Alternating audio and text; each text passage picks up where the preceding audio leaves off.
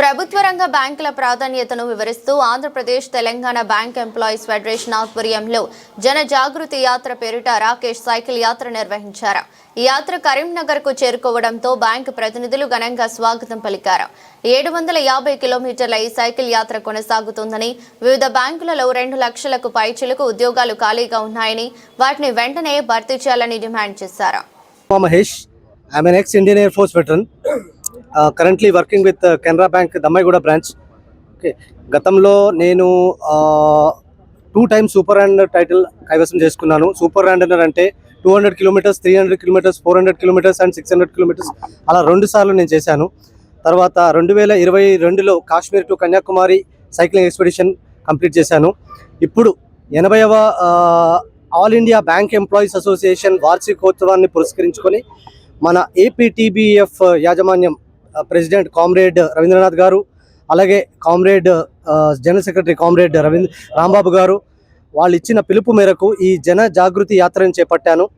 ఈ జన జాగృతి యాత్రలో ప్రధానంగా 3 ప్రైమరీ డిమాండ్స్ ఉన్నాయి మా అందరి బ్యాంకర్స్వి. అందులో ప్రధానంగా మొదటిది to defend the public sector banks and to defeat the privatisation. రెండవది for adequate recruitment of all public sector banks. మూడవది ఇంపార్టెంట్ డిమాండ్ మాది 5 day బ్యాంకింగ్ ఎన్నాళ్ళలో నుంచి అడుగుతున్నాం మేము. అది ఆల్రెడీ 12th బైపార్టైట్ సెటిల్మెంట్లో వాళ్ళు ప్రామిస్ చేశారు. సో ఈ డిమాండ్స్ని మేము గవర్నమెంట్ ఒప్పుకొని అమల్లో పెడుతుందని మేము ఆశిస్తున్నాము. అండ్ ఈ యొక్క జన జాగృతి యాత్ర 6వ తారీఖున Hyderabad central bank of India నుంచి మొదలుకొని నల్గొండ చేరుకుంది ఫస్ట్ డే.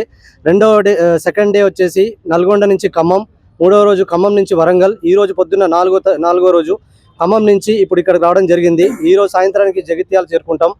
సో ఇందులో ఈ జన జాగృతి యాత్రలో ప్రధానంగా ఏంటంటే ఈ ఒక 3 ప్రైమరీ డిమాండ్స్ని మేము జనాల్లోకి తీసుకెళ్లాలని చెప్పేసి ఈ యాత్రను చేపట్టాం. ఈ యాత్ర మొత్తం 700 కరీంనగర్ పుర ప్రముఖులందరికీ కూడా విజ్ఞప్తి. ఈరోజు జరుగుతున్నటువంటి ఈ జన జాగృతి యాత్ర సైకిల్ యాత్ర మాత్రమే కాదు, లేక రోడ్ల మీదకు వచ్చినటువంటిది కాదు.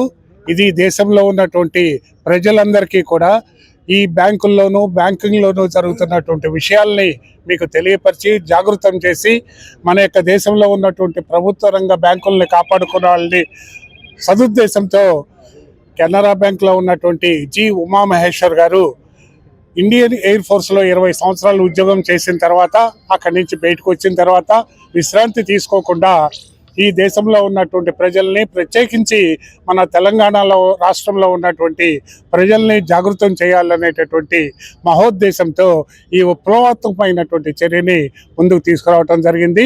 దానికి Andhra Pradesh Telangana bank employees federation తరఫున ఆయన ఎంకరేజ్ చేస్తూ ఈ దేశ ప్రజలకి మా వంతు బాధ్యతగా మేము మా యొక్క జీతభత్యాలను పెంచమని కానీ, మాకు ఇంకా మెరుగైన సౌకర్యాలు ఇవ్వమని కానీ ఇలాంటి ఎస్టేషన్ ప్రోగ్రామ్స్ తీసుకోలేదు.